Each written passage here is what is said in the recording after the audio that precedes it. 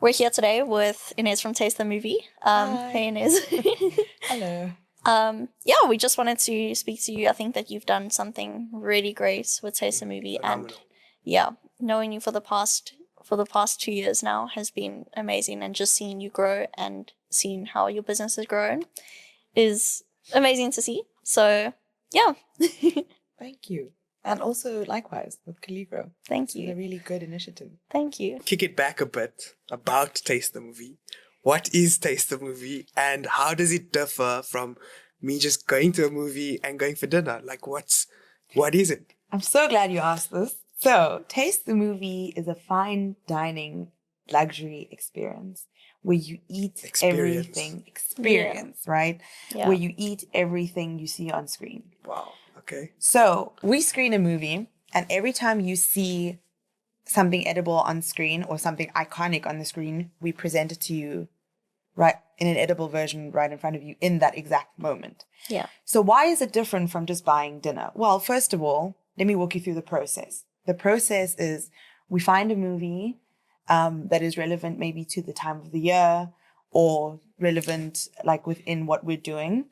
And then we sit down and we look at each scene. And then we see, okay, we have a minimum of 6 courses. We never give anything less than that. And so we try and find scenes, and we try and find like things that we could do. For instance, in Shrek, when the fairy godmother does the potions, it's like a little heart. We thought about doing a cotton candy heart, right? Wow, okay. So ideally, that's not something that's actually edible, but we've made it edible.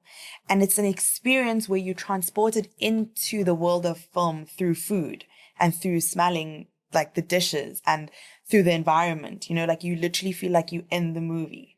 And for me, it's different from just going to any other restaurant because we have world renowned chefs that we work with, and all the staff or all the waitresses, it's a whole process, it's luxury. Like they all come out at the same time, serve you your food, go back at the same time. They walk in sync. That's how professional we have it, like down to the T. And all the food is amazing, the best quality. We source the butterbeer from America because we want people to have the actual experience of, I like this movie, I'm a fan of this movie, let me taste what it's about. So we use all the best ingredients, we even import things. It's a whole experience where we want to transport you into the world of film. And it doesn't only have to be with film. Now we're launching something called Taste the Fragrance, where we take keynotes from a fragrance and we transport you into the world of fragrances. So it's more about eating, smelling, like using all your senses to be transported either into the film or either into the world of beauty, luxury, and fragrances. We kind of want to appeal to all those senses and like give you like a tingle in each area so that you are experiencing something like it's a fully immersive experience. I see why you mean your job is just watching movies and Yeah. Can you tell us a bit about your background and what led you to study law in Germany? Okay, so as Kira said, my name is Inez Essop, and I'm the founder and CEO of Taste the Movie. A little bit about my background. I am born and bred in Johannesburg. I think we all are. Yeah. And from a young age, my dad put me in the German International School, where I learned to speak German fluently. And I went on to study law in Germany at the University of Hamburg for 3 years. And then I came back to visit my family during COVID and got stuck in South Africa because of the travel ban. And at the time, it seemed like the worst thing to ever happen to me because from the time I was young, I was like, oh, I'm going to go to Germany. I'm going to study in Germany and I'm going to complete my studies there. And this was something that nobody could have foreseen. So it was quite shocking to me. And then I had to readjust in South Africa, which also was very difficult because I think when you travel to a different place and come back, you've changed quite a bit, but maybe the people around you haven't, or maybe they've changed in a different way. And so you're not like quite the same anymore. So it's very difficult for me to get back into like living in South Africa. And I think one of the big problems that I was facing was that there was nothing to do alone. Like you couldn't go anywhere alone, like have a coffee alone or just sit alone. And I was thinking, what is there that's fun to do over the weekend? So it was basically movies. Yeah, so there's basically only movies and food on the weekend. And then I saw a few concepts overseas and I was like, why are we not doing this in South Africa? Why are we not bringing more fun experiences to people that live here instead of us constantly having to go overseas?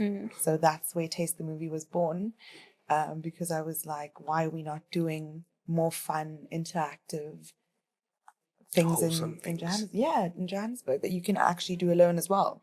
Okay, so your experience, you mentioned that you had changed quite a bit after you'd come back from studying abroad. So how do you feel like that, like that whole experience abroad changed your perspective and like changed you as a person? Like, how would you explain that? So I think when you live, well, actually, I think about this all the time. When I lived in Joburg, I was so content and so happy with living in Joburg. And I had my friends from school, and like every weekend we would go and do the same things. And it was really nice. But I think when you move abroad, there's things that you see and you learn that you never would have seen in your in your own city. And it doesn't even have to be moving abroad. It could be also just moving from Joburg to Cape Town or Cape Town to Durban, where people are different, food is different, there are different interests. Some people are interested in art and culture, and then that rubs off on you and you start getting more interested in like history, art, or for instance like learning chess. So there's so many different people out there, and when you come into contact with them and they also have learned other things throughout their life, that rubs off on you. Especially in Hamburg, I think it's a very international city. There are many people from different walks of life that come together. And I think for me, that was really interesting because my view of life expanded so much more. And definitely the people that I met there, or my friends there, have this bigger appetite for life, where it was like, why, if I thought a certain way, because they had already lived in Hamburg and there's so many possibilities and opportunities, that rubs off on you. So definitely moving abroad opened my eyes and changed my perspective on life completely, because you meet different people from different walks of life who then open your eyes as well. Very interesting.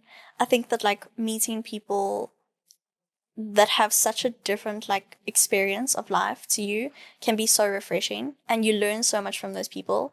I recently traveled my first time internationally, and it was so refreshing just to realize that like life is so much bigger than where you grew up and the little city that you live in your own little like, I don't know, box or bubble.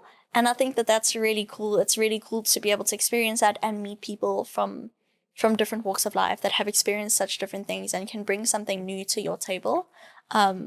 That's really exciting. And I think that like that experience that you had it's invaluable. I'm sure it's taught you so much. And I think that being able to like bring that experience and that knowledge back to South Africa and to kind of like bring that into your business is really cool.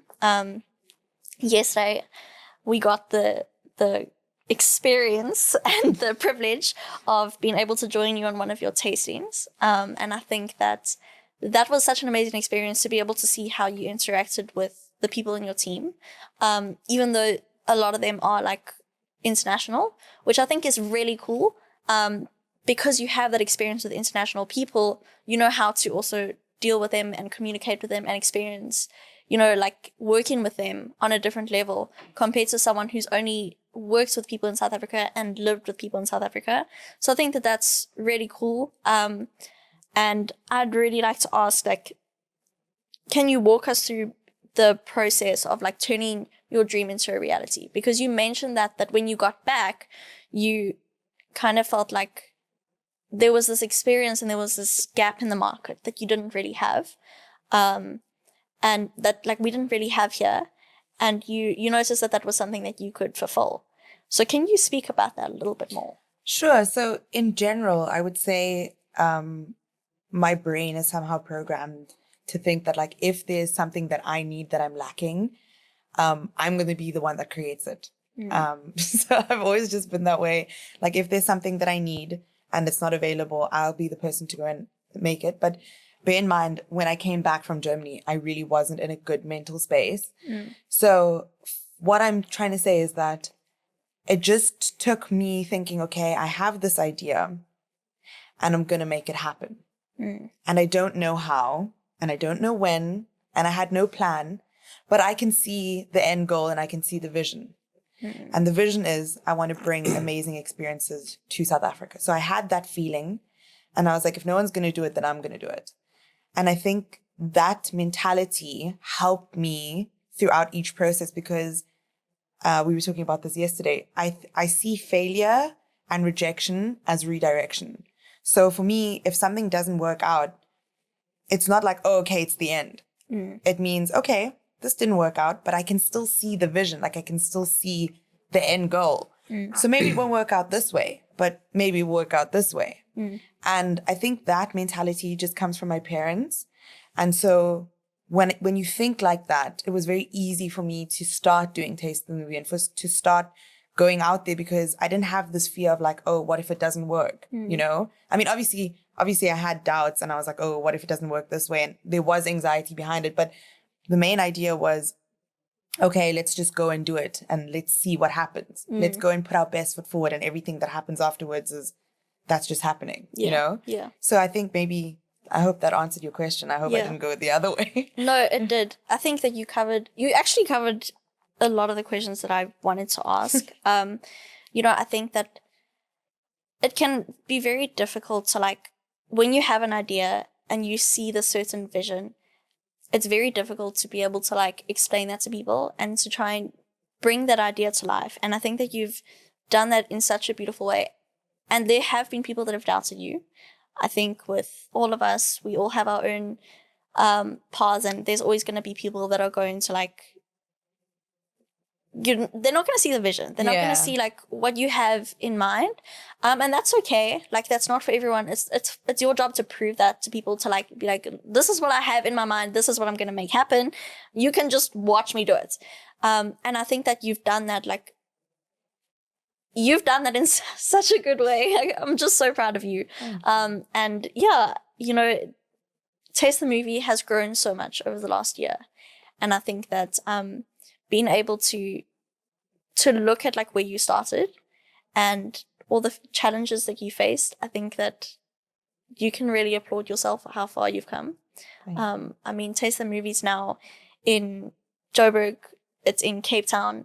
You know, did you ever think that you'd even be able to get to Cape Town? You know, like, I'm sure at one point you were probably like, this is not even, like, this is just a dream, like a dream, but you've made it happen. And it's amazing to see that. What are, like, some of the feelings that you had, and, like, the obstacles that you were facing while you were throughout this whole journey? So I think it started with, I had really bad anxiety and self-doubt. And as you were saying early on, it's because there were certain people, when you share an idea, you share a vision, they don't get it. And at first I used to get really upset about that, because I was like, why don't you get it? But sometimes you just have to be like, that's just not my person. Like, they're just not seeing the vision, you know? And initially when I did have this idea, there were so many people that had doubts. As you said, people that I confided in were like, oh, you should be realistic, or like, who's going to shut down their restaurant on a Saturday and a Sunday for you? Why do you think this would work? And always the people that doubted it, as I said, because I had the idea that this is going to work, come hell or high water, for me, it was like, okay, that's their opinion. And I water off a duck's back, like, completely did not listen to them, just let it slide off me. But that being said, it did, like, used to affect me, because I had anxiety and I had self-doubt. So it was like, initially I was like, oh my God, what if they write? Like, what if this doesn't work? And then I spent money and I spent time, and it's so frustrating. And I used to doubt myself a lot, and I used to spiral a lot. And I never used to sleep at night, because I used to be like, oh my God, it's never going to work. And, like, that knot in your tummy, you know, like, those are the challenges that I faced. And then also just having people that don't actually also want to see you succeed. People that, like, can see it happening, but they don't want you to do it. They want to see you do good, but never better than them. And having those people around is so bad, because when you think like that, then you also start doubting, like, what am I capable of? So for me, those are the challenges. Like, first of all, trusting myself, trusting my vision, having faith in God's plan. Because I was like, why would I study my whole life to learn German and then it didn't work out. And I spent all my parents' money going overseas, and like, I felt so bad about it. And I was like, God, why would you do this to me? Like, it doesn't make sense. And now I'm like, okay, I got you. Like, it makes sense now. But initially, just that fear and that anxiety, and like, I don't know where to start. Bear in mind, like, I don't know anything about cooking. I don't know anything about starting a business. I'm not a numbers guy. Like, I don't know anything about finance. I literally only know, I only know law. Yeah. So it was definitely outside my comfort zone. Yeah. Nothing about marketing. And I had to kind of teach myself every step of the way. So I think everybody has that before you starting a business. You're like, what if it doesn't work? What if I invest money and it doesn't generate sales? I don't know what I'm doing. But who does? Honestly, like, who does? You have to teach yourself. You have to go out there and learn by yourself. And I think those feelings actually, they fueled me. Because when I was feeling anxious, I was like, okay, I'm not just going to sit in my room and like spiral. Yeah. I'm going to learn. I'm going to get up, even if it's 2:00 in the morning. I'm going to make myself a coffee, and I'm going to sit and even watch YouTube videos and like learn something. Yeah. And so I now see anxiety as like my superpower. Yeah. Because it's like, okay, I'm feeling this. It's making my heart beat. Let's turn that into something good. Yeah. As opposed to just being like, oh my God, I'm going to spiral and crumble. Yeah. I use it now to fuel me. So definitely my mental health was one of the things, and people doubting me and just disrespecting me was like definitely one of the challenges I faced. Yeah. I have to say, your tenacity and drive of spending time with you yesterday and just walking through the mall and going to the different brands and the shops and engaging with them, it was amazing to see. Oh, thank you. So, Yeah, we were speaking about it this morning, and it really is, you have this like drive and energy about you, and when you approach people, like, people are just so interested to like buy into whatever you're speaking about. And I think that that's a really cool trait to have. And watching you over the past year face these challenges that you've had to, and it's kind of like a sifting and shifting method that my mom speaks about, right? Like, when you go through a new season of your life, you kind of sift and shift, and there's going to be people that you lose, there's going to be people that you gain, there's going to be things that you lose, or a lot of things are going to change, but it's all making space for growth. And I know that that's happened to you a lot, like, throughout your whole process of like starting a business, and that must have been very hard, and I can really empathize with that. But I think, like you said, it's definitely, you have to get up, you have to keep going. Like, you can't let what happens to you, or the bad things, or what people say get to you. Like, you can't let that affect you and take over. And I think another thing is, it's very important, like, who you surround yourself with, the people. 100%. Oh my God, that is literally what I keep saying, is that it started off in Germany when I met these amazing friends that I still have today, right? Like, we were 5 girls. We used to go to the library every day in Germany, and we used to study. And like, I always think of us as like a pack, because we used to have such a force. Yeah. And then when I came back, as you said, readjusting, losing friends, losing people that you thought were in your circle or for you. But I was telling somebody else this analogy the other day, like, I held on to my iPhone 12 for the longest time. Yeah. And I don't know why. Like, it served me when I got it. It was a cool phone, amazing. But then obviously throughout the years, there were newer phones and things that can do better, the phones that can do better things. Yeah. And I recently, only like 2 weeks ago, changed my phone. And I was thinking to myself, why was I holding on to that iPhone 12? What was the hold of it? Because the moment you get rid of it and you get something new, there's more space. It works faster. You can do 100%. things better. And I kind of take that into my life as well. Yeah. I never see anything that I lose as a loss. Yeah. Because now I'm so picky with my energy. And speaking of that energy that you guys were talking about yesterday, that comes from other people as well. Yeah. Like, if I don't get good vibes from someone, I will greet them, but I will not allow them to hug me or actually like physically touch me, because I believe so much in that energy transferring to me. 100%. And you work so hard to pull yourself out of like a bad situation and like change your vibration and pray. Like, I think for me, prayer really does elevate my energy. Like, if I'm not praying my 5 times a lot, then I'll be on the counter and like just reminding myself constantly that like this world is just temporary and like God is in charge of it. And I think when you put your trust in God, you vibrate higher, because you're like, actually, nothing's going to touch me because like God's got me. Yeah. And when you vibrate higher, there's like less risk. Yeah. So that's why you go into things with like an open heart, because you're like, okay, well, if it doesn't work out, it wasn't meant to be. Yeah. And that also comes from your friends to reaffirm that, who believe in you, who see your vision, who sometimes not everyone, till today, like no one's going to see the vision the way I see it. But the fact that they can understand, okay, this is where I'm coming from. This is where I want to go. Yeah. Or if they also want to start their own businesses, or even if they work a 9 to 5, but they're passionate about something, surround yourself with those people, because you only have this chance to live your life and to make something great. And I was thinking about this quote the other day where it's like, when you die, I don't know if it's an Islamic thing, but I touched the mic.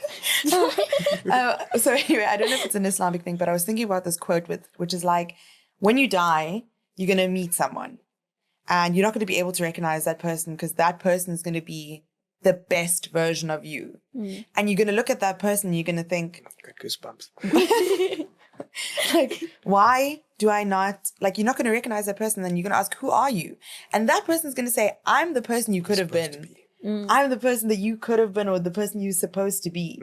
And you swindled it. You didn't do your best. So when I die, I want to literally see a mirror. You know, I want to be like, oh, I know you because I worked hard. Yeah. And I did the stuff that I needed to do so that I'm the best version of myself. Yeah. And having that mentality and surrounding yourself with people that have that mentality, the bigger, larger than life. Like I was speaking to my friend who also does my marketing and she was talking about something insane. And I was like, dude, we don't have the budget for that. And immediately she corrected me and she was like, what are you talking about? Your taste the movie, you know? Yeah. And that snaps you out of it because then you're like, okay, yeah, actually I am. Yeah. And I love that because that rubs off on other people. Yeah. It's kind of like a domino effect. Like Yeah. you meet one positive person, then you're positive and it spreads to everyone. And that's the goal. It's like to surround yourself with people larger than life and just live and go out and do things and have like an appetite for life. Yeah. I think that's so important. And to have people that have the same values as you and the same, not necessarily ambition, but you kind of have like the same mindset, right? Like something that I learned a lot when I moved is it was my first time like moving out of home and I was alone and I was like trying to figure myself out. And I learned a lot about the friends that I had and I realized that they're not necessarily like, they're not bad people and I love them still. But I really needed new friends that could help me like with what I wanted to achieve, right? Like, and the things that I wanted to do, like the hobbies that I wanted to have, none of the current friends that I had were doing any of that. And I was struggling because I was like, I really want a group of friends that I can do, like I can go read a book in a cafe with, or I can go to gym with, or I can speak about business ideas with. And I didn't have any of that. And since starting Coligro, I've like been able to build that up. And I'm so grateful for all of the people I've met through this amazing community. It's given me so many opportunities and it's given me exposure to so many different people that have inspired me so much. And it's kind of like creates a domino effect, like you said, you know, and it's just been amazing, and it makes me feel so motivated and so inspired, which is great. But I think I'd like to like go back to values. So actually, while we're talking about Coligro, this is why I believe in your business so much. And when people tell you nonsense, I'm like, that's insane, because as I said, it's not just one person. You know that African proverb, it takes a village to raise a child? Yeah. I believe that the community and people you surround yourself with is so, so, so important. And that's why I believe in your business idea. Because you're creating a network for people like me. When I started out, I needed someone to help me with marketing. I needed someone to help me with shooting content. I needed someone to help me with any and all business queries. And that's literally what you do, right? Like you put people in contact. It's for young professionals who all share the same vision, who don't have the budget to like go to an amazing content creator. Not that you don't have amazing content creators.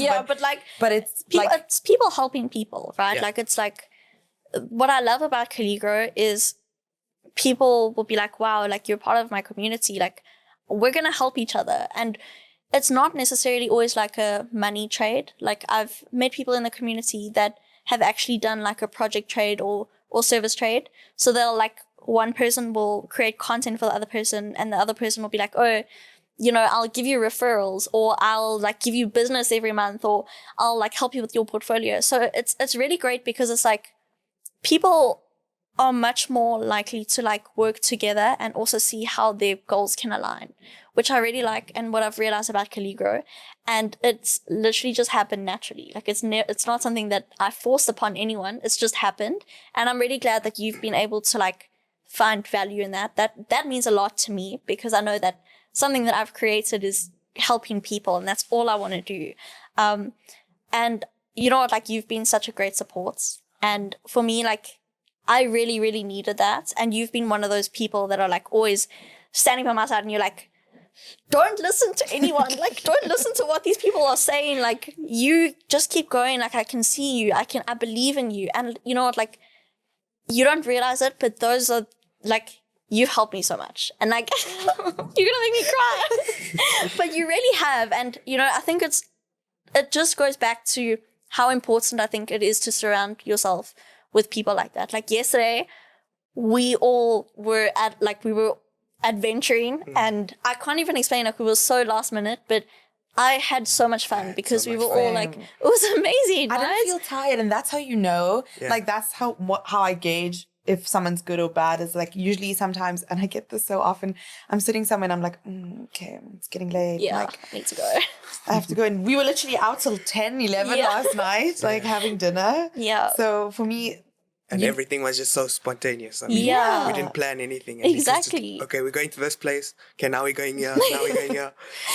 And my favorite thing is, like, we were literally in an ice cream shop at like 9:30 at night, and we were speaking to the owners about business. Like that is something that it's like we all share the same passions and values, and that's really cool. And I think that brings me back to like that whole value system. Like, it's so important to have those values, and like even faith is like such a like to have people that like share the same faith values as you, faith-based values, is so important. And I think just to go back on like reflections and like where you came from and all of that.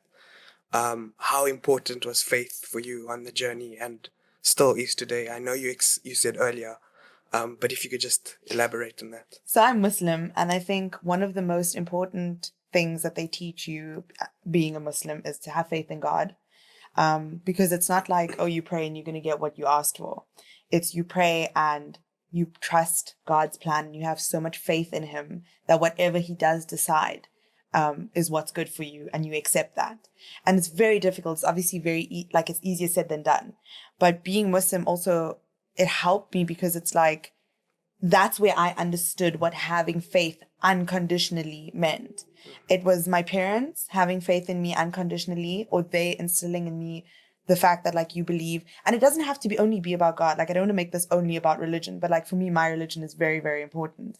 What I'm trying to say is having faith in yourself, believing in yourself, and having faith in a bigger plan that's bigger than you is so important, because many people suffer when they think, oh, it's all on me and I'm the one that makes things happen and I'm the reason that everything happens.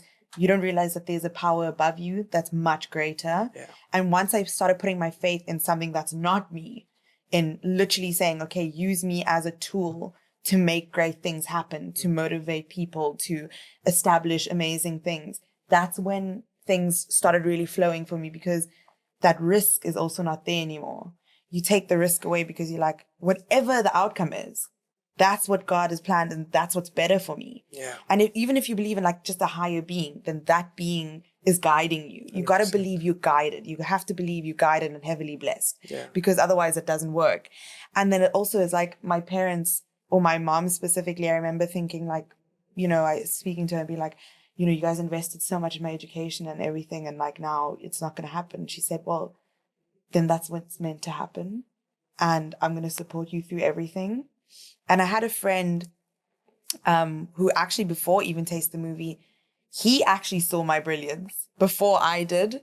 And I was saying, like, that's actually where it starts, is somebody believing in you and saying, I mean, he used to go to his brother and his friends and be like, if you want to do business, and his brother's like a big business guy, like they're making trillions. And he was like, if you want to do business, you know who you do business with? go to Inez. She's got an amazing mind on her. That's and amazing. hearing that constantly and being around that friend, I started to believe it. And then when things started falling into place, having friends that actually were like, you showed up for my first ever event, and everyone's like, oh my God, this is so amazing. And back then, if I think about what we were doing back then, it was good for that time. But what we're doing now is like so much better and bigger. So the faith that other people have in you is a really big thing. But then also, if you have no support system and you have no one and no one believes in you, because there are people like that as well, believe in yourself. Believe in your vision. I say, how can you sell me a product or sell me a business idea and you don't believe in it? Like, you're already doubting it. How does that make sense? Yeah. You have to believe in that vision, in that version of yourself so powerfully and so, I don't know what the word is, but like you have to believe in it so much that God-given. nothing is going to like move you or sway you off that path. Like not even if your parents say it's bad, not even if you, like, you have to believe in it so wholeheartedly that it actually comes true, like a prophecy, kind of. You have to believe, this is my prophecy, this is what God has written for me, and it's gonna happen, because that's what has been. You have to like be unmoved or unfazed, basically. So faith is 100% of it. It's the beginning, it's the end, it's the middle. When you're happy, it's because you had faith in yourself. When you're sad, it's because you don't have faith in yourself, and you have to kind of work on that. And obviously, it's not like nobody's just born having complete faith. It's every day your faith is tested. Yeah. So you have to like be strong in your mind and strong in who you are. Yeah. I think even Steve Jobs, Apple came from him, from a higher power. And he always used to say that this is not my idea. I'm just a shepherd or whatever it is. So as a brown person, as parents always wanting you to be a doctor or a lawyer, I never wanted to study, and I studied in the end to sort of please my parents, I suppose. And you now not studying, and you studied law, but having a business and being so different from a normal business. What do your parents think of that decision, and how do they support you now? So they're very supportive. Let me just start off with that. My parents are really proud and they're very supportive. And that's also one of the main reasons why I keep going, because I want to see them proud again. They are great, by the way. So great. Like, they are honestly, like, I don't know, I met them and they both have such an amazing energy, and we shared dinner together over, like, when you had I think it was celebrating 10K. your 10K. Yeah, Nice. they were celebrating their 10K followers on Taste the Movie, and Inez organized a dinner, and it was so nice being able to just sit down and speak with them. They're very open-minded, and yeah, they're great. It's like great parents. They're amazing. Like, the fact that my dad, as a brown man, put me in the German school was like unheard of. And it was hard because German's not an easy language. And also being the only brown person in like my class, with my only, like the only Muslim person in my class, it was very difficult because you feel left out. Even though people don't mean to make you feel left out, you do feel different and you feel left out. And when I started this initially, I think that's also one of the great things about my parents. They believe in businesses, right? They believe in entrepreneurship. They believe, study. My dad's telling me this as well. Study and do your board exam, which I'm really scared to do, but he's pushing me to do it. And I know it's for the best, but he's not saying that's going to be what you have to be. Okay. He's saying seize every business opportunity, because my dad, from the time we were small, he purchased those Rich Dad, Poor Dad CDs, and we would listen to it on the way to school. So from the time I was young, my dad was talking about self-improvement, and like he was already learning about this, about how to free yourself from the paycheck to paycheck kind of trap, and how to free yourself. Like, my dad is heavily into understanding the banking system and how it works and freeing yourself from that. The gray area. So yeah, so when I was younger, he definitely used to instill those values in us. And till today, we believe in entrepreneurship and we believe in businesses. Okay. So I think for me, I've been very, very fortunate. And that's why I'm saying, like, I'm so blessed, and I thank God, because obviously they saw the value in being a German lawyer, and my dad I loved being a lawyer. I mean, I still love law, it's my first love. But it just so happens to be that Taste the Movie I'm more passionate about. So for me, it was really difficult initially to kind of for me, it's not my parents, it's other brown people, like my uncles, telling me, oh, you chose to cook instead of doing like your law degree.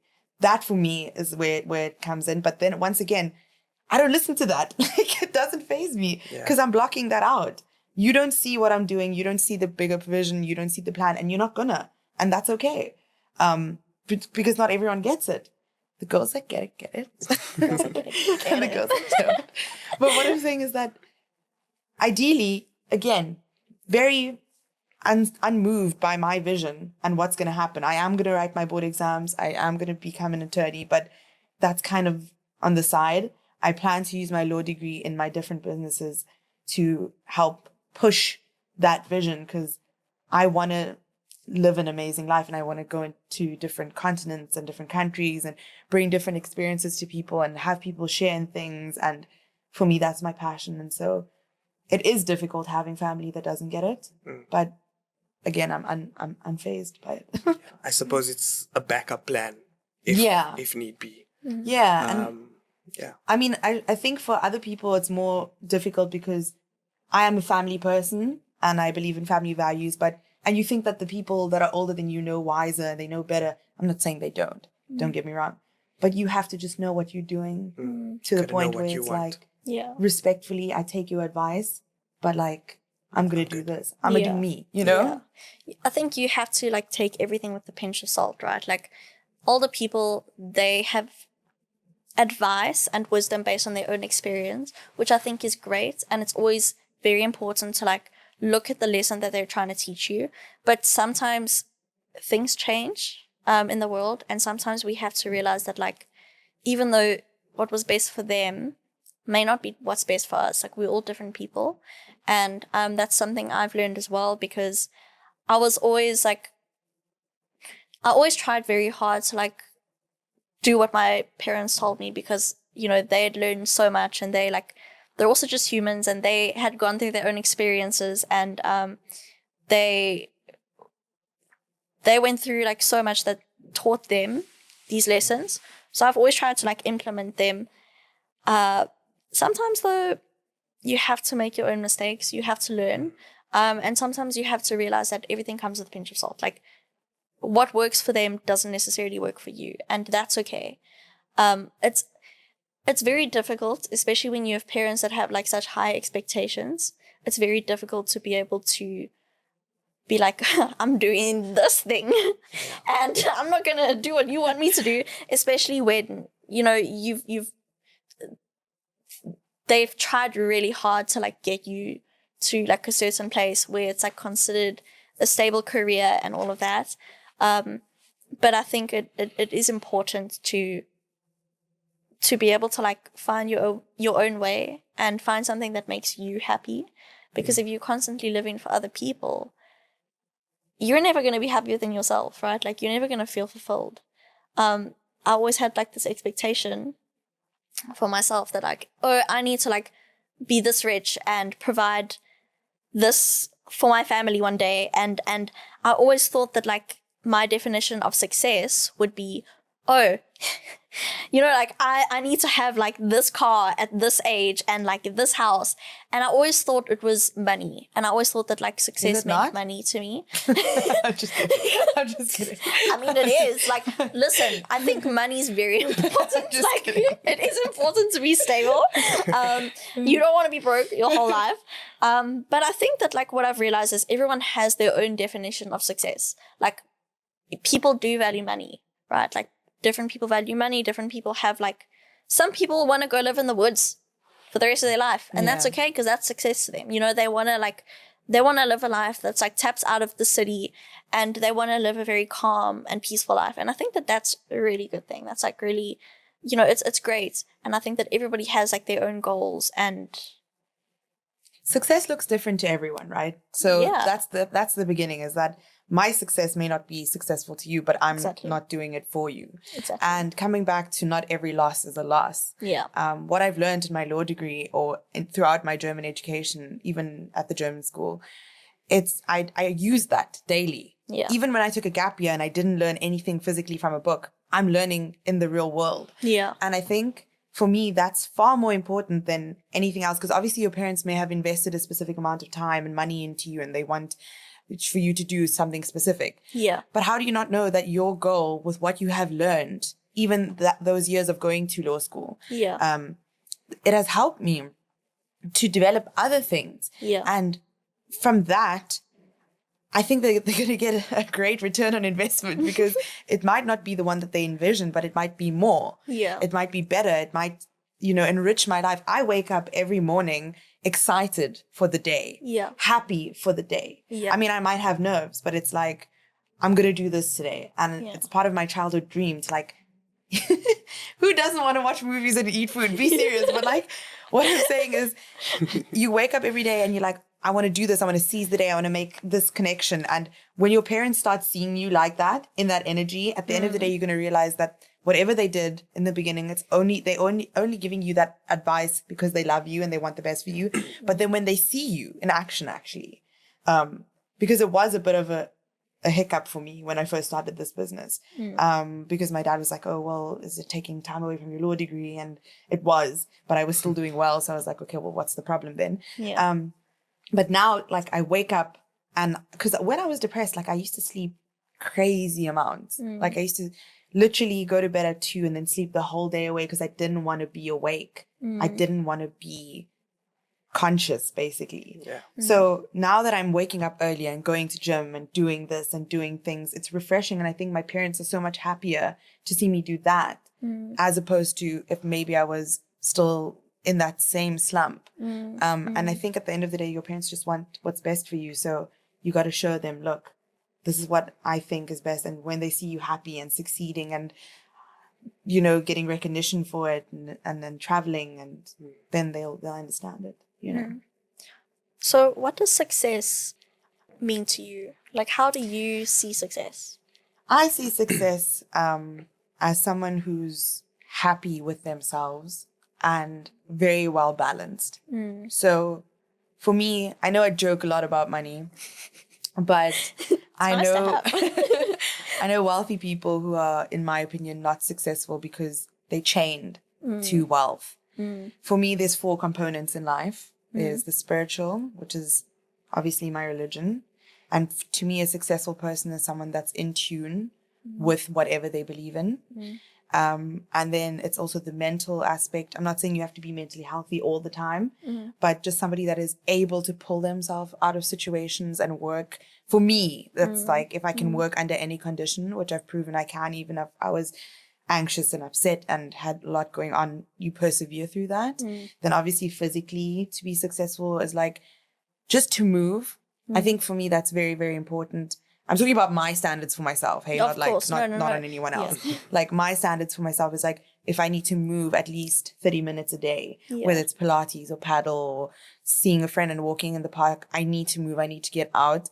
And then lastly, to just manage my finances in a good way, because I have a lot that I want to achieve and a lot needs capital investment. So I kind of have to section that off and be like, okay, this month we're going to do this and we're going to move around. And as I said, I'm not a finance guy. So for me, it's like, it's really challenging, but that's successful, like a well-balanced person who achieves like what they need to in the day. Because I mean, like every day resets, like you have to go to the gym, you have to pray 5 times a day, you have to start the day all over again with studying and whatever. So a success to me is when I'm able to achieve everything I've set out in that day. And those are the 4 components that I set out in a day. I absolutely love that. And that can be very difficult when you're trying to balance studying, running a business, trying to fit in social life, trying to fit in fitness goals, financial goals, trying to learn about how to manage your finances. Like, it's a lot. I actually had something similar. But all successful entrepreneurs always speak about the 5 a.m. club, having a morning routine, those types of things. Like, do you have a specific routine that plays out into every day? Okay, so I do have routine. I don't believe in the 5 a.m. club. I'll tell you why. I believe in scheduling. And as you said, with balance, I believe in time blocking. So even if I finish it at 2 a.m., if I finish it, it's finished. There are things that happen in life where, you know, it might mess up your schedule. And then if you have this 5 a.m., got to wake up at this time and do this and this, I found it very overwhelming and it didn't work for me. I also found out that I'm a night owl. Okay. So I work best at night when I actually can't contact anyone and no one can contact me. Yeah. So for me, it's like, I would say wake up later. I obviously wake up to pray, my first prayer of the morning, but I go back to sleep and I wake up actually when my body tells me to wake up because then I know I'm getting enough rest. And when I wake up, that's when my day starts. But I have a routine. I have a schedule. So it's to have a good breakfast because I have PCOS. So I have to have like a good, rich protein-based breakfast. Then I go for a 10-minute walk. I come back, I shower because I'm ready for the day then. And then I start doing, okay, this is what we have planned. And goals, like setting goals and time blocking is so important. Short-term goals, long-term, both. Well, you have to set both, right? If this is the long-term goal, you got to chop it up and you got to say, okay, this is the short-term goal because that's by this time I need to have this ready so that my long-term goal is achieved. And for me, that works best because I'm like, okay, this is where I want to be next year. So that means I got to work back, okay, 3 months, 6 months, whatever. I got to do this. And I actually have weekly goals that I set. Okay. And for me, it's like, and then daily goals. So like pray and go to gym, but then I have one big goal. And I'm like, okay, today I'm going to contact this person. I'm going to put a proposal together for this person. I'm going to get the marketing team to do this. I'm going to get the IT guy to do this. I'm going to look into this. I'm going to learn this. I'm going to sign up for this Coursera course. And then I block out. If I need 2 hours, if I need an hour, I block it out. And for me, that works because I'm listening to my body, obviously. And also rest days are so important. Like if I wake up and I'm not feeling well, I do take the day off and I say to people, you know, contact me if it's an emergency and I'll still do it. Because you still have to nobody's going to wait for you because you're having a bad day, right? But then you definitely have to say, okay, if it's urgent, contact me, but I'm going to take a step back from this one. And I'm very much in tune with that because I did try the 75-day hard and the 5 a.m. and all of that, all of that stuff. But for me, it was very hectic and overwhelming and I wasn't getting anywhere because I felt bad about myself. I was like, oh, I didn't wake up and I didn't do this. Now my whole day is gone because I didn't do it. Yeah. Whereas now I'm like, okay, I'm listening to myself. I'm waking up at this time. I'm going to do this. And actually I get everything done that I need to get done. There's rarely a time where I'm like, oh, I didn't do this because I'm listening to myself. So I think routine and scheduling is so important. You have to do certain things every day and you have to set goals. But I don't believe in the waking up and, okay, I do believe in ice baths, but I don't believe in waking up and doing this and going hard and doing this. Listen to yourself. You will trust your plan and you'll get there when you need to. Yeah. Win the day, win your life. Yeah. I think it's very important to not everyone has this luxury, but it's very important to be able to figure out what works for you, especially during your day.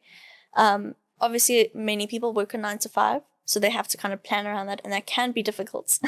It can be difficult to fit fitness into that schedule, but you're very lucky to have that luxury to be able to work around your schedule, and I think that that's also such a blessing because 100%. You're able to be productive at the times that you can be productive or you need to be productive.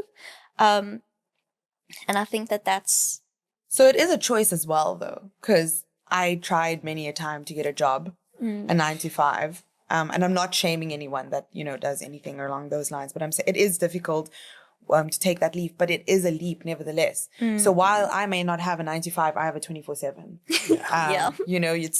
It's not taking one for the other. Yeah. It's just, I am lucky in the sense that I worked hard and now I'm in the position where I can say, okay, I'm going to be able to go to gym and no one's going to bother me. Yeah. But initially it wasn't like that. Yeah. It's just that I set systems in place where now I don't need to be around as much. Yeah. And that's very important for your business is that you sacrificing a 9. Well, I wouldn't want to phrase it like that because obviously people that work 9 to 5s and have come from a different background, they have it worse, right? They have it. Yeah. I don't know if I could say worse either, but they have it. It's just different, right? Yeah. But it is a choice nonetheless because maybe people are sleeping during that time or spending time with their family. I'm not. I'm working. Yeah. My 24/7 means you can call me at 3 a.m. and I'm going to respond. Yeah. My 24/7 means I'm on holiday in another country. But you're still working. I'm still working. Yeah.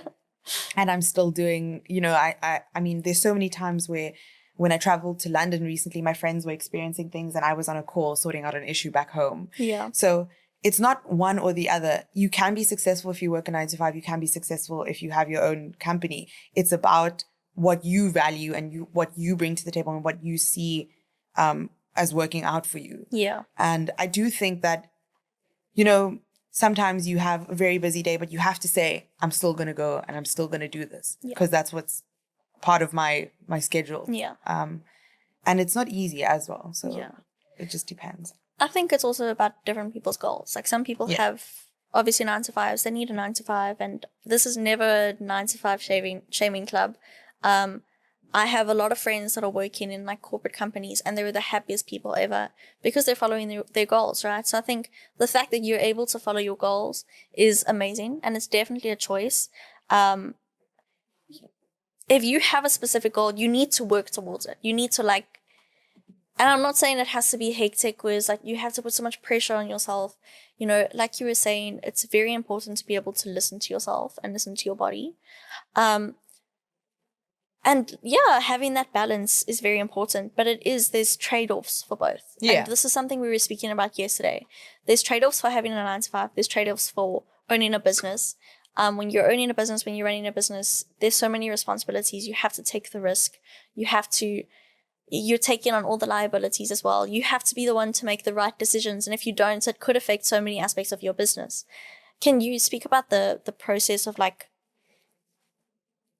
how you've been able to delegate that work? So because you started off and you were doing everything yourself, which a lot of us do when we start off a business, I think sometimes being able to let go of control of your baby can be very hard. It can be extremely hard. And it's, this can be, it's not necessarily just like starting a business, but sometimes like in your normal job as well, in like a 9 to 5, sometimes you have to let go of control of a certain thing. And I'm facing that now in like my job at Think Story, where like we've got new processes. We're working with a lot of new team members and I have to like delegate a lot of work. And I'm really struggling with that because I'm like, I care so much about this work. And like, I just want to make sure that everything's done, but I need to trust the people that I'm working with, right? How did you manage that? Like, how did you navigate that? How did you find the right people to trust, first of all? And how did you let go of that control? Like, what did that process look like to you? So as I said from the beginning, I was doing everything myself. And it was a lot. And I was overwhelmed. And then, thank God, because the Taste of the Movie took off so well, it was gaining a lot of traction, but then it was more to manage. For me, I wouldn't say that I gave up control. I would say that someone approached me and said, can we do your marketing for you? And I reluctantly, with scratch marks, gave a part of Taste the Movie to them because they were like, okay, we have a deal, Inez, you can give us some of the content. And I'm like, yeah, I will. I will tomorrow, promise. And then it was kind of like this power struggle. It is very difficult to let go. But once you do, it opens up more doors. As I said, every time you think something is a loss, it's not. It's just redirection. Exactly. So me giving up parts of Taste the Movie to a marketing company or to like a PR company or stuff like that, initially I was like so scared. And there were trials and errors. I've changed my marketing company 4 times. And our logo changed 4 times. And we've only been up and running for like a year and a half. So like that's a lot of changes. Yeah. But it was through trial and error. That's why I say failure is never failure. Yeah. It's trial and error. Yeah. You see, it's not working out. Okay, let's go back. Let's start again. And that process was very nerve-wracking in the beginning because, I mean, as I said, I struggled with anxiety. Actually, at the beginning of this year with my PCOS, my anxiety got so bad. I used to have acid reflux. Sure. And I used to like my hormones were out of whack. Like I could just feel like it's not good. And so I actually had to sit down with people and tell them, again, like, this is the vision. Either you get it or we're not going to be able to work together. And once you set those boundaries down and you say, okay, I need this by this time and I need to see that it works, that's when people start respecting you, and that's when things start flowing. So for me, it was a lot of trial and error. And I actually, this is where community again, which is why I believe in Coligro so heavily, is because that community, a friend of mine was actually starting her marketing business. And she's young and she's fun and she's innovative. And for me, when I started seeing what she's doing, I was like, okay, this is my goal. This is who I'm going to go to. And I'm going to go to because she's my friend, right? Like, so that's how it works. It's like this community that you're building. I believe heavily in like giving people, first of all, that deserve it and like can show you that they can do better, but also people that are within your space. Yeah. I don't like working with friends usually because I feel like, you know, there could be boundaries and the friendship might end. Sometimes but then it's again, difficult. I'm not scared of losing anything. So for me, it's like, we're going to do this. Yeah. And when you see, like, I'm constantly on the lookout for the next thing. And I think when you go into life like that, you're constantly looking for opportunities. That's when you find the team that's good for you. Because I speak about my program, or I speak about my next business venture, and someone's like, oh, okay, I want to be a part of this. And when that person's telling you, I want to be a part of this, that's your first sign. Because they're showing you, they see the vision, they see the value. Then you take them in and you show them, okay, this is what we're going to do. And they might even add more value. So for me, trusting other people initially was difficult because you're trusting the wrong people. You're giving up a piece of yourself to someone who's just doing it as a job and not their passion. And when you give it to someone who's actually passionate about their job and passionate about your business, that's when you see things growing. So a lot of trial and error, but you know when that person's right, when you're telling them the vision, and it's kind of like you can see that twinkle in their eye and you can see like they're like, oh my God. Like for me, the sigh when people do the, or like the gasp, that's when I'm like, okay, we're getting somewhere. Because when they take that big gasp and then like you see that twinkle in their eye, you're like, okay, they're seeing it. As opposed to people being like, that's so cool. Oh, amazing. You know, you have to kind of feel, again, that's why my energy, I keep my energy so clean, because when you feel that person's right, it's more like of an intuition thing. Then you're like, okay, this person's right for the job. Oh, it's also the best feeling. Oh my word. Like, I don't know, when you both kind of just like click. Oh, you're like, oh my word, this is going to be amazing. This is what we had yesterday. Like yesterday we were speaking before we came to you, and we kind of just had this idea and we were like, ha. And I think we've both been independently building something for a long time. And I just found Kiara because of the network. And I was like, I'm just going to connect. I also want to, I want people my age building businesses. And when she came to Cape Town the first time and we met and it was nice. We had a good time. And, there was some like sparks in terms of business and whatever. But it didn't click. And then yesterday when we had lunch, things just clicked, and everything she was saying, I was just like, yes, Kiara, I know, yes, I know. And I showed her my website and what I've been working on and what I've built, and it's exactly what she was describing. So it's crazy that we had the same ideas. Kiara does have, you have that energy though, to be fair. Like when we went for lunch as well, I think, but also everyone, that's what I'm saying. When you around people that have that energy and that idea, that's when you find you click, you know? And it was so difficult for me. I remember crying so much about not fitting in and not finding anyone that I click with. And now it's like, oh, I was crying because I was with the wrong people. You know? Exactly that. You're not crying because you built different and it's wrong and you're wrong. You're crying because you're in the wrong crowd, girl. Exactly. Like with my marketing agency, the first time we had a meeting, immediately, because they actually came for a taste of the movie, and she was like, oh my God, why are we not doing this differently?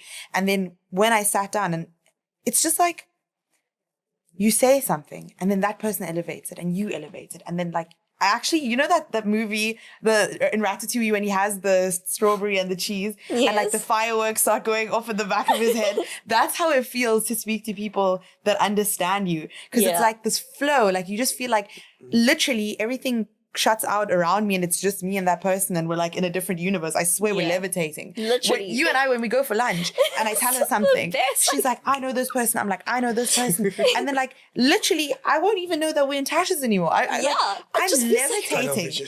Like I just see Kiara and I like, there's nothing else. And when you're in that zone, it's so amazing. That's why I'm like, Coligro, this network that you guys, I would not be sitting here if I didn't believe in your company. Can I swear? You can swear. With this so hard. You have to bleep that out though. Like, It's fine. like it's so important to know that your energy, meeting people that are like on that, like searching for the same thing you're searching for. And then like you click and you start talking about business ideas, and this person brings this person. You have a shoot then, and then it runs literally like a train then. That's about like having people that you trust in your network. That's why Coligro is important, because you're going to meet those people that are looking for the same things as you. Yeah. And you're going to feel it. And either you click and you get the idea, or you don't. And if you don't, that's fine. But you're looking for the people that are like, okay, cool, I want to be a part of this. Yeah. I remember speaking to someone about an event I was going to do, and or I'm still doing. She wanted to quit her job right there and then. I was like, dude, I can't pay you. Yeah. And she's like, no, I want to work for free. And I was like, okay, well, now I'm going to find a way to pay you, you know? Yeah. But like, when you're sharing your ideas and that person's like, I'm ready, take me, put me in, like, I can see the value. That's how you trust those people, as like, to bring them in your company. That's the thing. Like, I think even with Coligro, we're not making money. Like, we're not an established business yet. Yes. But I have had so many people, like so many opportunities just arrive in front of me, like handed to me on a silver plate, because people believe so much in what I'm building. And when you're building something, and I think that this is like something that like we've spoken about as well, when you're building something and you have people that are so willing to like be a part of that, it means that you're building something real. And I think that that's like really, really important. I'd really like to have you on another one of our podcasts and kind of dive into Taste the Movie, because I think in this episode we've gone through a lot of like your personal life and your personal experiences and background.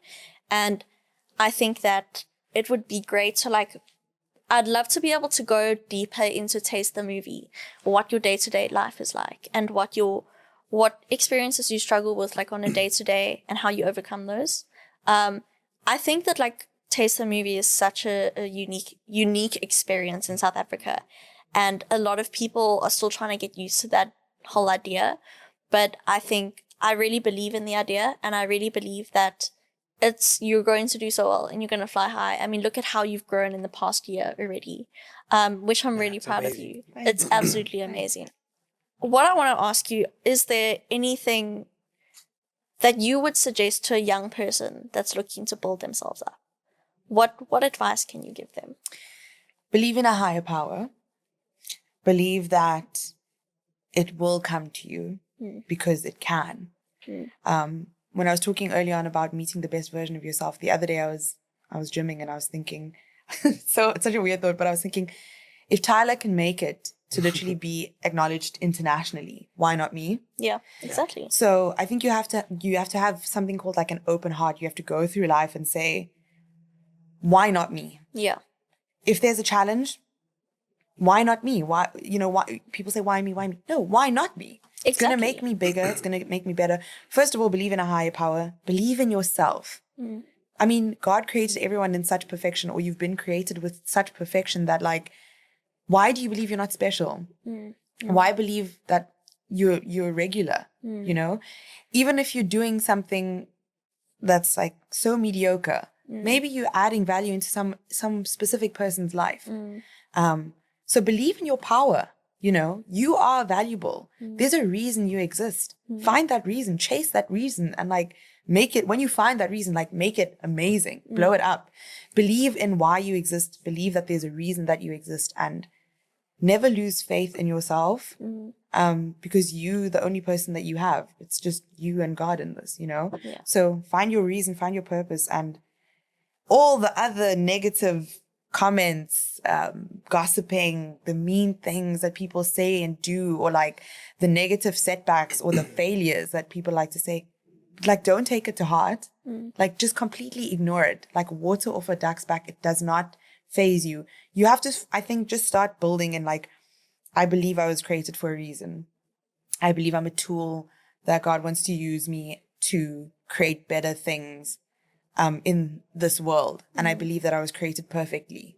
And even, I mean, that's really difficult because I have PCOS. So sometimes I'm like looking at my symptoms and I'm like, why? But then I have to like remind myself that maybe I'm going to motivate someone who's going through something different, you know, who also has like a disease or a sickness or an illness. So for that reason, you have to say, why not me? And you have to believe that everything happens for a reason. Like, I love this saying because they say in Islam, there are no coincidences. Everything was planned. Every single thing has a reason. So trust that reason and don't see failure as a setback. See it as redirection. So that would be the advice I would give. Something I also live by is, if similar to yours, is if I'm not going to do it, somebody else is going to do it. So I might as well just do it. Or if you say, if not me, who will? Exactly. If not me, no one's going to do it like me, okay? So if not me, then no one. I believe in that, you know? Exactly. Like, if not me, then who, you know? Exactly. And also, if God be for you, who can be against you? You know, I love that quote. If God be for you, who can be against you? Who's going to go against you? There is no one. So believe in that, or believe in your power. Yeah. If you for you, who's going to be against you? Like, does it even matter? Exactly. So yeah, that's maybe a quote I would end off with. Very cool. I have a few quick, short questions. Okay, let's go. One word or short sentence. Okay. If you could describe your philosophy for life in one word, what would it be? Can it be 3? Okay. Go. Larger than life. How do you think your childhood shaped where you are today? Immensely. I don't know if I should expand on that though, because Short sentence. my childhood, I think every good and bad thing that happened in my childhood, I do everything for her. So in my day-to-day life, if there was something that happened that was good, I do it so that other kids can have it.